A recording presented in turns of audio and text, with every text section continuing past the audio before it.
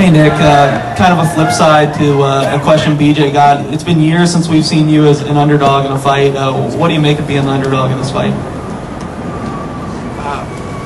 I don't know. This is the UFC. I figure that has a lot to do with that.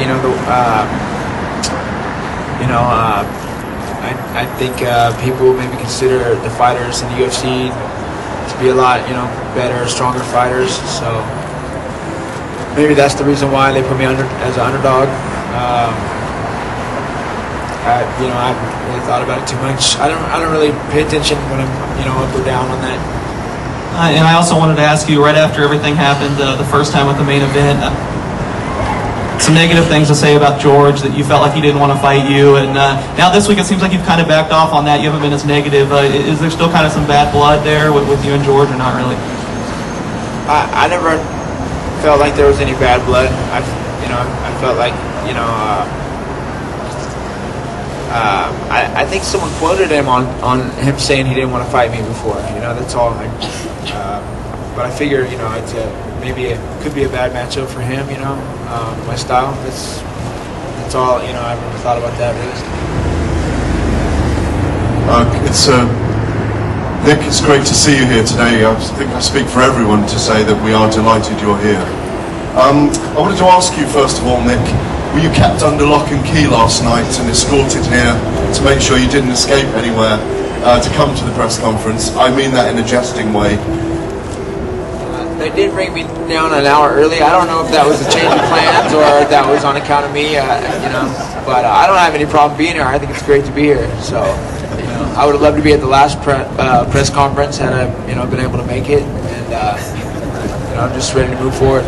And on that point, obviously you're here. It's a massive fight with BJ Penn. You're headlining again.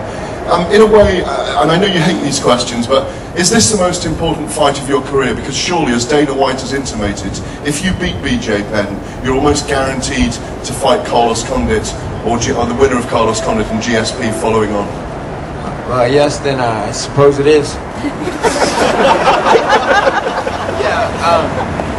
Yeah, we had a talk about fighting in the UFC here now and doing press and everything like that. And I said my only problem with doing press is that it takes time away from my training. I train harder than most athletes out here that are fighting that I see, and I spend more hours, and I spend more hours, making recovery too, and it really throws me off my week, which throws my whole month off, and it's a big deal to me. So I just asked, if maybe I can get some help, and some of this press can come to me, but I feel that it's hard to get people out to Northern California where I live, and so I tend to seem like I dislike the press or do less press, but really I enjoy, I enjoy the right type of press, and as long as it's not B class and it's not, just your random websites trying to, take footage or come and say and get quotes or a story from me or an interview, or I have no problem talking to anybody, and that's why I'm here. That's what I'm here to do. Do my job.